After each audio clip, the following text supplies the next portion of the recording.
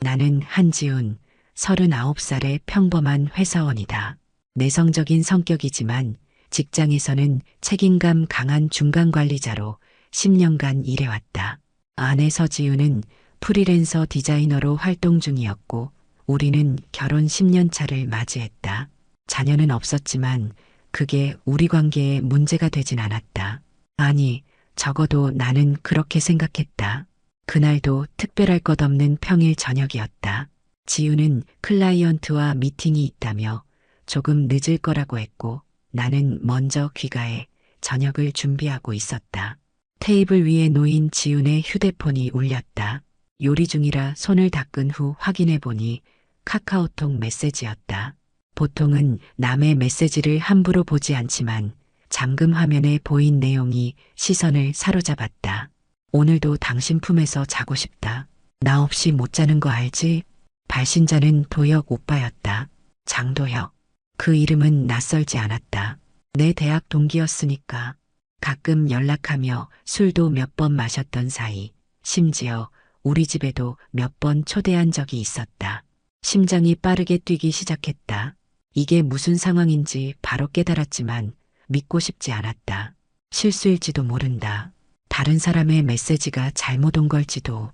하지만 직감은 그게 아니라고 말했다. 메시지는 분명히 지훈에게 온 것이었고 그 내용은 불륜을 의심케 하기에 충분했다. 휴대폰을 다시 테이블에 올려놓고 요리를 계속했다. 머릿속은 복잡했지만 표정을 관리하려 노력했다. 지훈이 돌아왔을 때 아무것도 모르는 척해야 했다. 먼저 확실한 증거를 수집해야 했다. 저녁 식사는 평소와 다름없이 진행됐다. 지우는 미팅 얘기를 했고 나는 회사에서 있었던 일을 나눴다. 마치 연극을 하는 것처럼 느껴졌다. 내 인생의 배역을 연기하고 있는 기분이었다. 요즘 도혁이 잘 지내? 식사를 마치고 커피를 마실 때 무심코 물어봤다. 지훈의 표정이 살짝 굳었다가 곧 자연스러워졌다. 도혁? 몰라. 왜? 아니, 얼마 전에 SNS에서 봤더니 회사 차렸다던데. 아, 그랬구나. 난 그런 얘기 못 들었어. 지훈의 눈은 내 시선을 피했다. 거짓말이었다. 그녀는 분명 도혁과 연락하고 있었으니까. 그 순간 내가 알던 아내의 모습이 낯설게 느껴졌다. 10년을 함께 살았는데 이제 와서 모르는 사람처럼 느껴졌다. 그날 밤 지훈이 잠든 후 그녀의 휴대폰을 확인하고 싶은 충동이 들었다. 하지만 참았다. 그런 식으로 증거를 찾는 건 나중에 문제가 될 수 있었다. 법적으로 더 확실한 방법이 필요했다. 다음 날 아침 회사로 출근하는 길에 민간탐정사무소에 연락했다. 차분하고 냉정하게 상황을 설명했다. 그리고 지훈과 도혁의 관계에 대한 증거를 수집해 줄 것을 요청했다. 그 인간, 내 친구 아니었어? 우리 집에도 왔던 놈인데. 차 안에서 중얼거렸다. 이중의 배신감이 밀려왔다. 아내와 친구, 둘 다에게 속았다는 사실이 가슴을 후벼 팠다. 하지만 감정에 휩쓸리지 않기로 했다.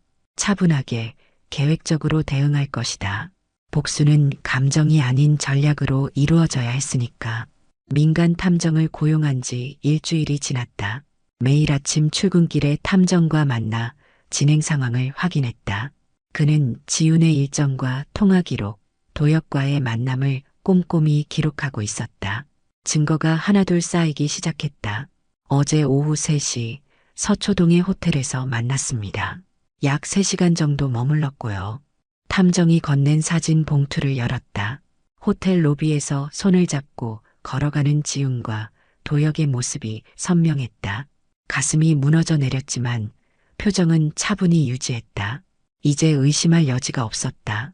지훈은 나를 속이고 있었고 그것도 내 대학 동기와 함께.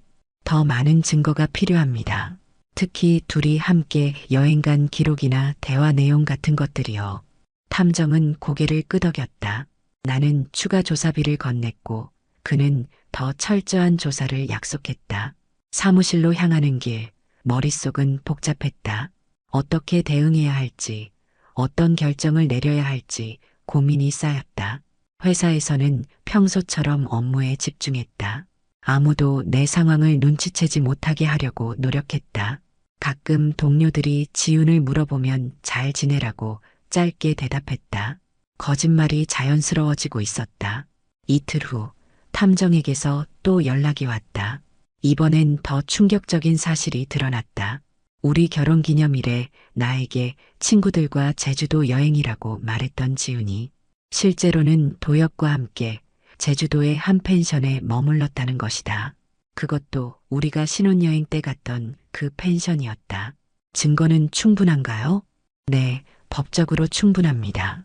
불륜 관계를 입증할 수 있는 증거들이 모두 확보됐습니다. 난 고개를 끄덕였다. 탐정에게 마지막 비용을 지불하고 모든 증거 자료를 받았다. 이제 다음 단계로 넘어갈 시간이었다. 법무법인을 찾아가 상담을 예약했다. 변호사 사무실에서 만난 김 변호사는 내 상황을 주의 깊게 들은 후 이혼과 상간소송 두 가지를 함께 진행하는 것이 좋겠다고 조언했다. 상간소송은 위자료를 청구하는 민사소송입니다. 장도혁 씨가 고의로 귀하의 혼인관계를 침해했다는 것을 증명해야 하는데 제출하신 증거로는 충분히 가능해 보입니다. 얼마나 청구할 수 있을까요? 일반적으로 3천만 원에서 5천만 원 정도 청구하는 경우가 많습니다. 상황에 따라 다르긴 하지만요. 난 5천만 원을 청구하기로 결정했다. 돈이 목적은 아니었지만 도혁이 내 인생을 망가뜨린 대가를 치르게 하고 싶었다. 이혼에 있어서는 최대한 불리하게 진행하려 했다. 지훈이 불륜의 책임을 져야 했으니까. 이런 법적 절차를 밟는 동안 집에서는 평소와 똑같이 행동하려 노력했다. 지훈은 여전히 늦은 미팅과 친구와의 약속을 핑계로 자주 집을 비웠고 나는 그저 미소 지으며 잘 다녀와라고 말했다. 한때는 내 아내였고 한때는 내 친구였던 그들은 이제 법적 피고가 될 예정이었다. 증거 수집이 마무리되고 소장 준비가 끝나갈 무렵 나는 도혁을 만나보기로 결심했다. 그의 배신에 직접 물어볼 기회를 갖고 싶었다. 하지만 그건 감정적인 대결이 아닌 냉정한 관찰이 될 것이다. 도혁이 어떤 말로 변명할지 지켜보고 싶었다. 전화 한 통으로 내 인생을 바꿔놓을 수 있다는 걸 알까? 소장을 들고 집으로 돌아오는 길, 창밖으로 스쳐 지나가는 도시의 불빛을 바라보며 생각했다. 이제 모든 준비가 끝났다. 다음은 실행의 단계였다. 오랜만이다, 지훈아. 연락해서 반갑다. 장도혁은 여전히 자신만만한 표정으로 카페에 들어섰다. 세련된 정장 차림에 고급 시계를 찬 그의 모습은 성공한 사업가처럼 보였다. 난 미소를 지으며 자리에서 일어났다. 10년지기 친구를 만나는 것처럼 자연스럽게 행동했다. 바빠 보이네. 요즘 회사는 어때? 그럭저럭 돌아가지. 디자인 스튜디오가 요즘 트렌드라 프로젝트는 많아. 도혁은 커피를 마시며 자신의 성공 이야기를 늘어놓았다. 그가 말하는 동안 난 그의 표정을 유심히 관찰했다. 거짓말을 할 때 미세하게 눈이 떨리는 것이 보였다. 아내와 불륜을 저지르면서도 내 앞에서 태연하게 거짓말을 늘어놓는 모습이 역겨웠지만 난 그 감정을 숨겼다. 그런데 지훈이한테 디자인 의뢰한다고 들었는데 진행 중이야? 도혁의 표정이 잠시 굳었다가 곧 자연스러워졌다. 아, 그거 몇 달 전에 로고 작업 좀 부탁했었지. 지훈이가 말했구나? 아니, 우연히 지훈이 노트북에서 내 이메일을 봤어. 디자인 프로젝트라고 했던 것 같던데. 맞아. 로고랑 웹사이트 디자인 의뢰했었어.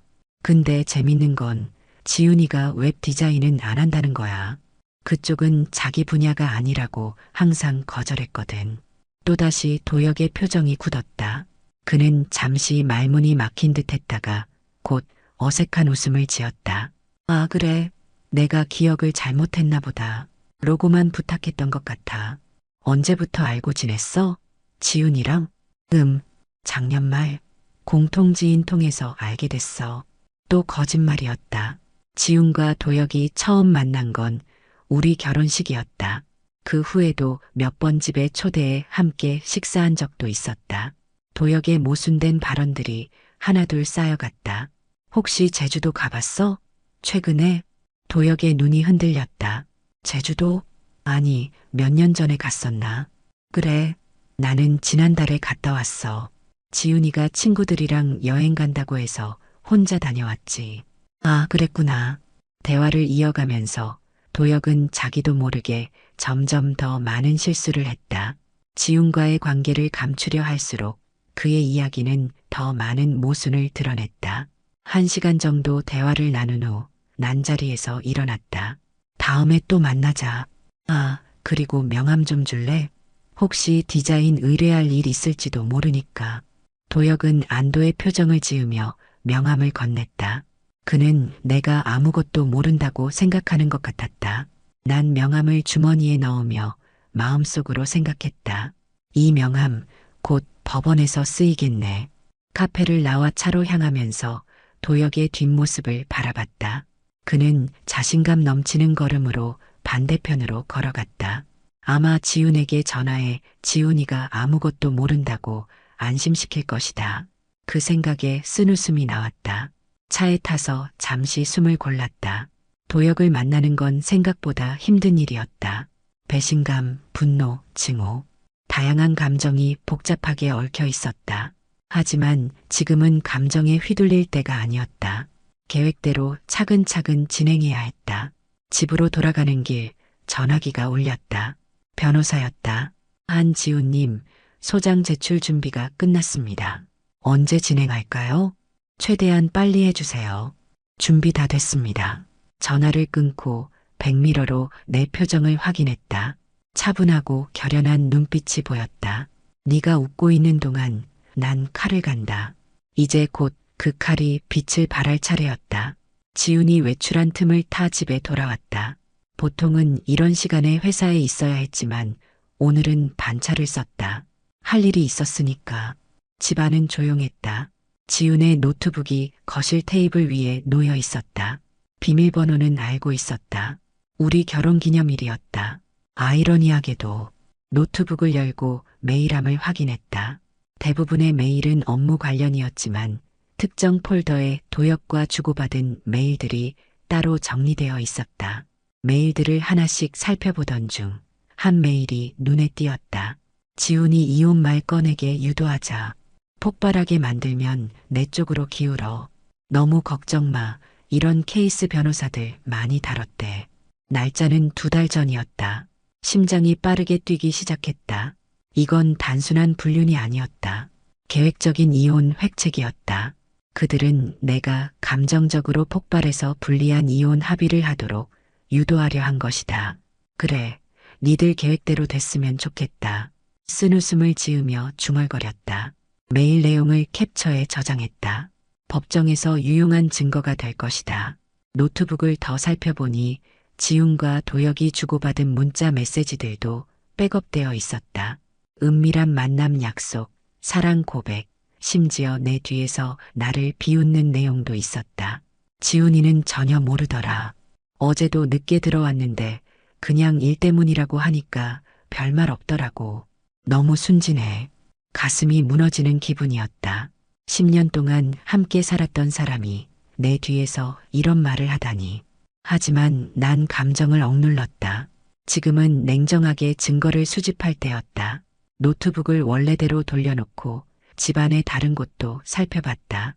지훈의 서랍에서 호텔 영수증들과 도혁에게서 받은 것으로 보이는 선물들도 발견했다. 모든 것이 증거가 되었다. 휴대폰으로 사진을 찍어 저장했다. 증거 수집을 마치고 집을 나서려는 찰나 현관문 열리는 소리가 들렸다. 지훈이 예상보다 일찍 돌아온 것이다. 순간 긴장했지만 곧 마음을 다잡았다. 어머, 지훈이 왔네. 오늘 일찍 퇴근했어? 지훈의 표정은 평소와 다름없이 밝았다. 마치 아무 일도 없었던 것처럼. 응, 오늘 좀 피곤해서. 너는 어디 갔다 왔어? 친구 만나고. 점심 먹으면서 수다 좀 떨었어. 또 거짓말이었다. 탐정이 보내준 사진에 따르면 지훈은 오늘도 도혁과 만났다. 그래, 재밌었겠네. 아무렇지 않은 척 웃으며 대답했다. 지훈은 내 태도에 안심한 듯했다. 난 그녀가 주방으로 향하는 모습을 지켜봤다. 한때는 그 뒷모습을 바라보는 것만으로도 행복했었는데, 이제는 그저 낯선 사람처럼 느껴졌다. 그날 밤 지훈이 잠든 후 다시 한번 모든 증거를 점검했다. 녹취, 이메일, 사진, 호텔 출입 기록. 모든 것이 완벽했다. 이제 마지막 단계만 남았다. 소송을 제기할 시점을 결정하는 것. 변호사와 상의한 결과 다음 주 월요일에 소장을 접수하기로 했다. 이혼 소송과 상간 소송을 동시에 진행할 것이다. 그때까지는 평소처럼 행동하며 지훈과 도혁에게 의심을 사지 않도록 해야 했다. 침대에 누워 천장을 바라보며 생각했다. 나더러 폭발하라고? 그래, 법정에서 터뜨려주지. 감정적으로 대응했다면 그들의 함정에 빠졌을 것이다. 하지만 난 이성적으로 대처했고, 이제 그들이 쳐둔 덫에 그들 스스로가 걸려들 차례였다. 월요일 아침 법원으로 향하는 발걸음이 무거웠다. 변호사와 함께 이혼 소장과 상간 소송 소장을 접수했다. 두 가지 모두 철저하게 준비한 증거들로 가득 차 있었다. 소장이 접수되면 일주일 내로 지훈과 도혁에게 송달될 것이다. 그때까지는 평소처럼 행동해야 했다. 소송이 진행되면 어떻게 될까요? 변호사에게 물었다. 일단 이혼 소송의 경우 증거가 명백하니 유리한 위치에 있습니다. 재산 분할도 최소화할 수 있을 겁니다. 상간 소송은 시간이 좀 걸리겠지만 승소 가능성이 높습니다. 집으로 돌아오는 길 전화기가 울렸다. 직장 동료였다. 지훈아, 큰일 났어. 장도혁이 우리 회사 프로젝트 맡기로 했다던 그 계약 말이야. 갑자기 파기됐대. 왜? 모르겠어. 사장님이 엄청 화나셨어. 아마 다른 회사로 갔나 봐. 전혀 예상하지 못한 상황이었다. 난 아직 아무런 조치도 취하지 않았는데 이미 도혁에게 변화가 생기고 있었다. 아마도 내가 그를 만난 후 뭔가 눈치챘을까? 아니면 단순한 우연일까? 돌아온 집은 평소와 같았다. 지우는 저녁을 준비하고 있었고 평소처럼 밝은 미소로 나를 맞이했다. 오늘 어땠어? 평소와 다름없었어. 너는? 나도. 아, 내일 엄마 만나러 갈 거야. 점심 먹고 올게. 또 거짓말이었다. 탐정에 따르면 내일도 도혁과의 만남이 예정되어 있었다. 난 그저 고개를 끄덕이며 평소처럼 행동했다. 3일이 지났다. 아침 일찍 초인종 소리에 잠에서 깼다. 현관문을 열자 우편 배달부가 서류 2통을 건넸다. 법원에서 온 소장이었다. 하나는 지훈 앞으로, 다른 하나는 내 앞으로 왔다. 소송이 시작됐음을 알리는 신호였다. 지훈은 아직 자고 있었다. 난 조용히 그녀의 소장을 침대 옆 테이블에 올려두고 출근 준비를 했다. 오늘은 일찍 나가야 했다. 지훈이 소장을 받고 보일 반응을 지켜보고 싶지 않았다. 회사에 도착하자마자 변호사에게 전화가 왔다. 장도혁 씨에게도 소장이 전달됐습니다. 이제 공식적으로 소송이 시작됐다고 보시면 됩니다. 업무에 집중하려 했지만 마음이 복잡했다. 점심시간 핸드폰이 끊임없이 울렸다. 지훈이었다. 받지 않았다. 문자 메시지도 연달아 왔다. 이게 무슨 소리야? 전화 좀 받아. 오해가 있어. 설명할 기회를 줘. 제발 대화하자. 업무를 마치고 사무실을 나섰을 때 주차장에서 지훈이 기다리고 있었다. 눈이 붉어져 있었다. 분명 울었던 모양이다. 왜 이러는 거야? 갑자기 이혼 소송이라니? 갑자기 네가 도혁이랑 불륜을 저지른 지 몇 달이 지났는데도 갑자기라고? 지훈의 얼굴이 창백해졌다. 그녀의 입술이 떨렸다. 그건 오해야. 도혁이랑은 그냥 업무적인 관계일 뿐이야. 거짓말은 이제 그만해. 모든 증거가 있어. 호텔 영수증, 여행 사진, 너희가 주고받은 메일, 문자까지. 심지어 나더러 폭발하게 만들면 유리하다는 너희 계획까지 다 알고 있어. 지우는 말문이 막힌 듯했다. 그녀의 눈에서 눈물이 흘러내렸다. 미안해. 정말 미안해. 그런데 우리 관계가 너무 식어서 넌 항상 일에만 집중했잖아. 난 외로웠어. 그녀의 변명이 귓가를 맴돌았다. 뻔한 핑계였다. 바빴다는 이유로 불륜을 정당화하려는 시도가 가소로웠다. 식어간다고 느꼈으면 나한테 말했어야지. 왜 다른 남자를 만났어? 그것도 내 친구를? 도혁이가 내 말을 들어줬어. 넌 항상 나중에, 지금은 바빠라는 말뿐이었고, 더 이상 듣고 싶지 않았다. 손을 들어 그녀의 말을 끊었다. 됐어. 이제 와서 그런 변명은 소용없어. 집에 가서 짐 싸. 내일까지 나가줬으면 좋겠어. 뭐, 내가 왜 나가야 해? 그 집은 우리 공동 재산이야. 법적으로는 그럴지 모르지만 네가 불륜을 저질렀으니 재산 분할해서 분리해질 거야. 변호사가 그렇게 말하더라. 너희가 계획한 대로 됐으면 내가 분리했겠지만 이젠 상황이 달라졌어. 지우는 절망적인 표정으로 나를 바라봤다. 한때는 그 눈빛에 마음이 약해졌겠지만 이제는 달랐다.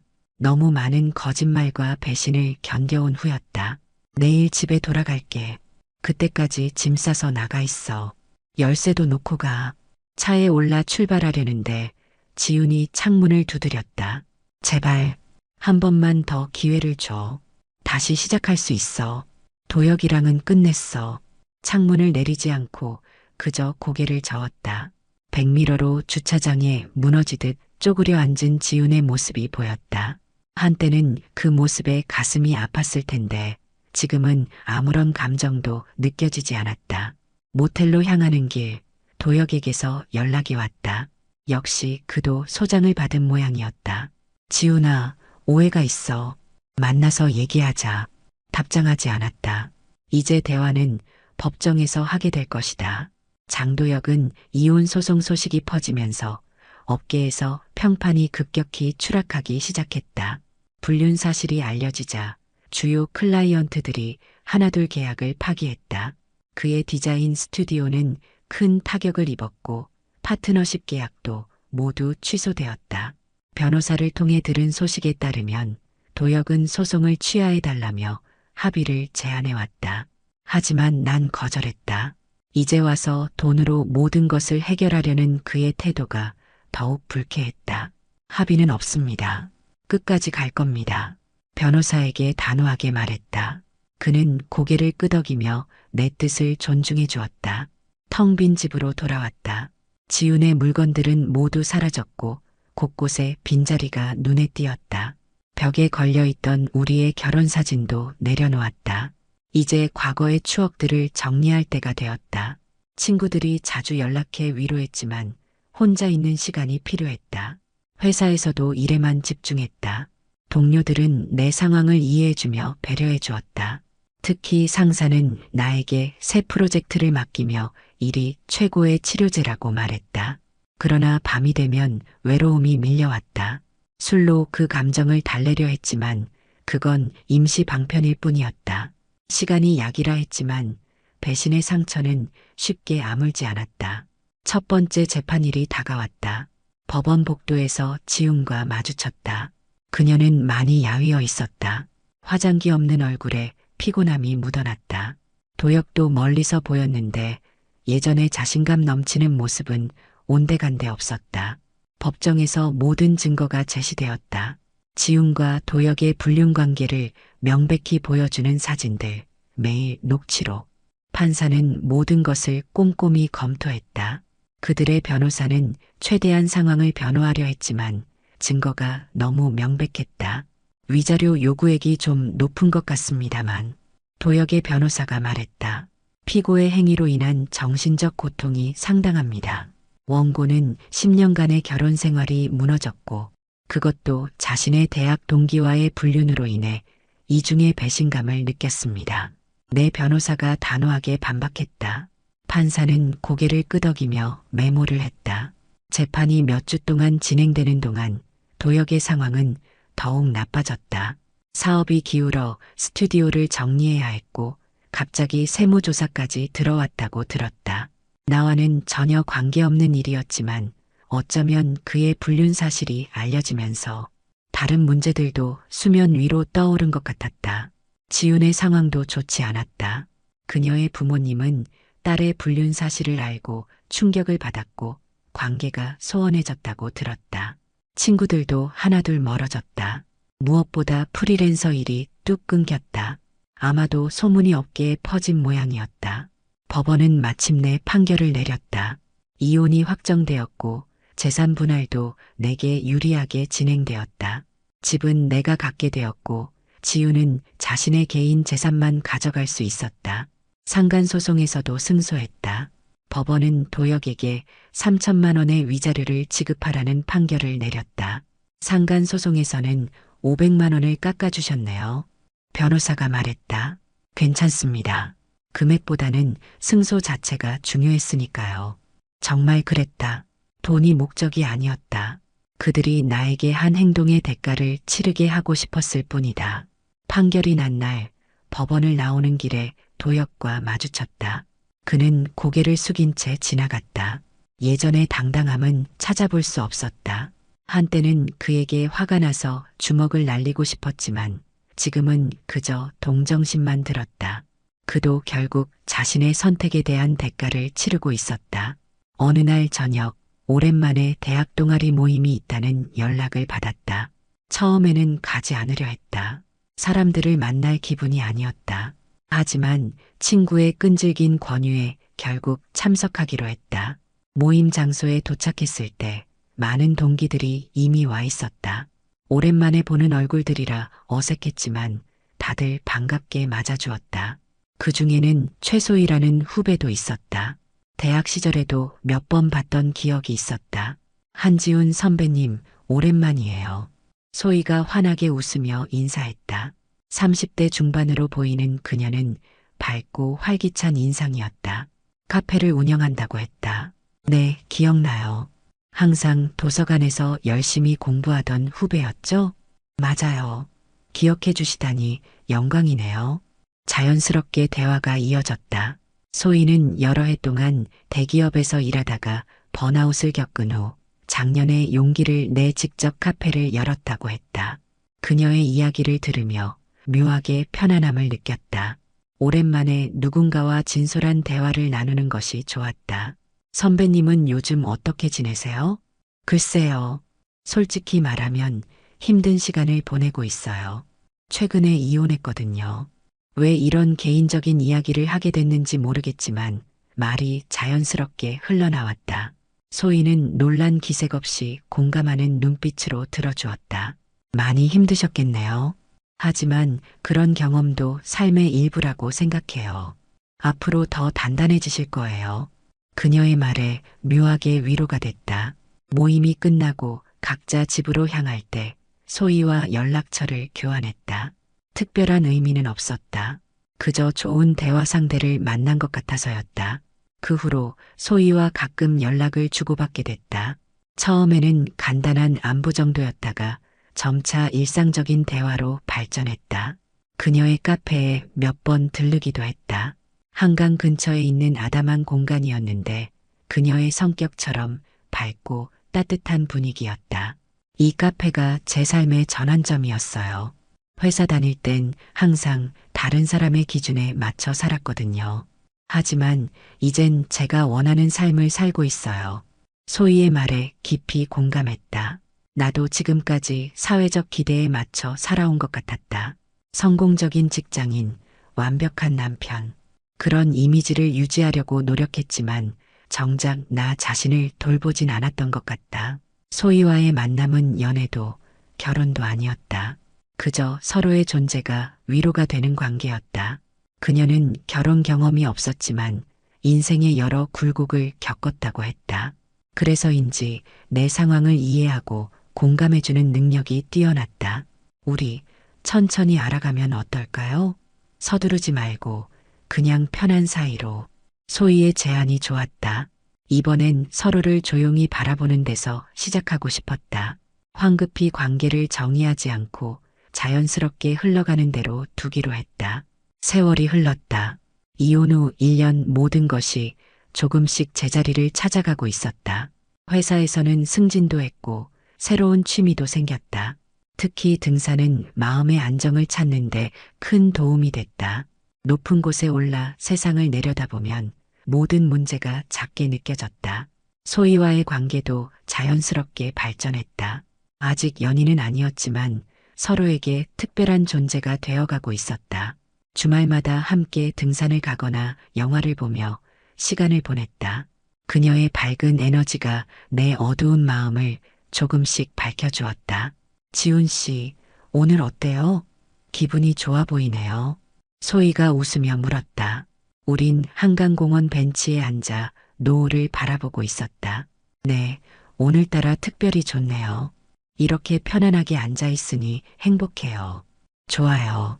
행복은 거창한 게 아니라 이런 작은 순간들의 집합이라고 생각해요. 소희의 철학은 단순하면서도 깊었다. 그녀는 항상 현재에 집중했고 작은 것에서 기쁨을 찾는 법을 알고 있었다. 그런 모습이 매력적으로 느껴졌다. 도혁과 지훈에 대한 소식도 가끔 들려왔다. 도혁은 결국 사업에 실패하고 파산 신청을 했다고 했다. 업계에서 완전히 퇴출된 상태였다. 지훈은 고향으로 내려가 부모님과 함께 살고 있다는 소문이 있었다. 친구들이나 가족들과도 연락이 거의 끊겼다고 했다. 그들의 소식을 들을 때마다 이상하게도 복수심이 아닌 씁쓸함이 느껴졌다.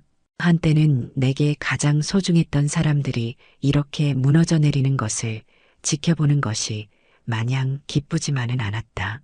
하지만 그건 내 잘못이 아니었다. 그들이 스스로 선택한 결과였다. 가끔은 그들이 불쌍하다는 생각도 들어요. 소희에게 솔직하게 털어놓았다. 공감해요. 하지만 지훈 씨가 그들의 인생까지 책임질 필요는 없어요. 각자 자신의 선택에 책임을 져야 하는 거죠. 소희의 말이 위로가 됐다. 그녀는 항상 균형 잡힌 시각으로 상황을 바라봤다. 비난하지도 과도하게 동정하지도 않았다. 이혼 2년 후 내 삶은 완전히 달라졌다. 회사에서는 팀장으로 승진했고 소희와의 관계도 깊어졌다.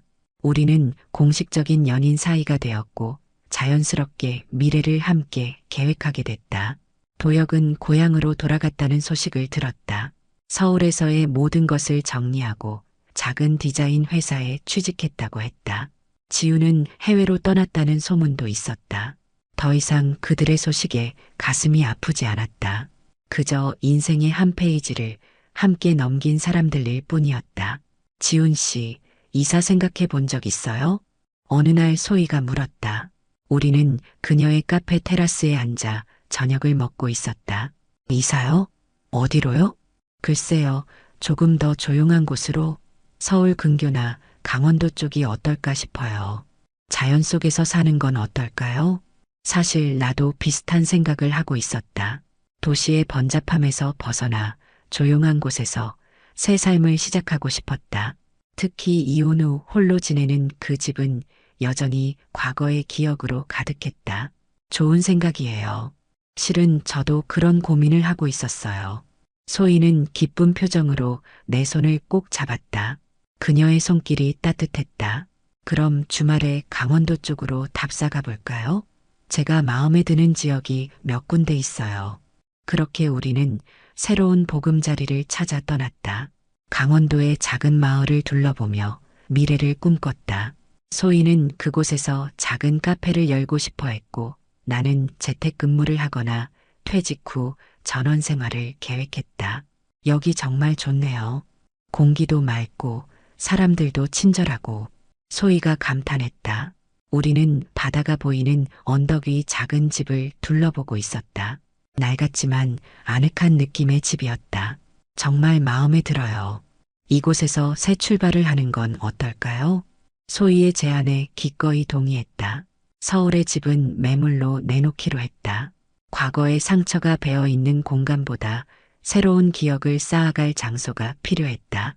서울로 돌아오는 길, 소희가 조용히 말했다. 지훈 씨, 행복하세요? 잠시 생각해봤다. 행복이란 무엇일까? 과거에는 성공적인 직장 생활, 안정적인 결혼 생활이 행복이라고 생각했다. 하지만 지금은 달랐다. 행복은 순간순간 느끼는 작은 기쁨들의 합, 그리고 곁에 있는 사람과 나누는 진솔한 감정이었다. 네, 행복해요. 소혜 씨 덕분에요. 그녀는 미소를 지으며 내 어깨에 기대었다. 차창 밖으로 흐르는 풍경이 아름다웠다. 이제 우리는 함께 새로운 이야기를 써나갈 준비가 되어 있었다. 집으로 돌아와 짐을 정리하던 중 오래된 서랍 속에서 결혼 사진첩을 발견했다. 잠시 망설이다가 펼쳐봤다. 웃고 있는 지훈과 나의 모습. 한때는 행복했던 순간들이었다. 하지만 이제는 그저 먼 기억일 뿐이었다. 사진첩을 덮고 창밖을 바라봤다. 이제 더 이상 과거에 얽매이지 않기로 했다. 복수는 끝났고 인생은 계속되고 있었다. 상처를 준 사람들에 대한 분노와 원망보다 새로운 시작을 가능하게 해준 것에 감사함이 더 컸다. 전화기가 울렸다. 소희였다. 내일 이사업체 연락했어요. 다음 주에 강원도로 갈 수 있을 것 같아요. 고마워요. 정말 기대돼요. 통화를 마치고 베란다에 나가 별을 바라봤다. 서울의 밤하늘에는 별이 많지 않았지만 곧 강원도의 맑은 하늘 아래서 수많은 별들을 볼 수 있으리라 기대했다. 마치 내 인생처럼 어둠 속에서도 빛나는 것들이 있다는 걸 알게 됐다. 지우는 위자료를 모두 지불했고 연락은 단 한 번도 없었다. 도혁도 마찬가지였다. 그들은 그렇게 내 삶에서 완전히 사라졌다. 그리고 나는 지금 여기 있다. 소희와 함께 새로운 시작을 앞두고 나는 내가 버텨낸 것을 사랑하기로 했다. 그게 내가 이긴 증거니까 더 이상 복수가 필요하지 않았다. 나는 이미 충분히 승리했으니까. 법적으로, 인간적으로, 그리고 가장 중요한 것은 내 마음속에서. 이야기가 재미있으셨나요? 좋아요와 구독으로 응원해 주시면 더 많은 감동적인 이야기로 찾아뵙겠습니다. 여러분의 작은 관심이 저에게는 큰 힘이 됩니다. 감사합니다.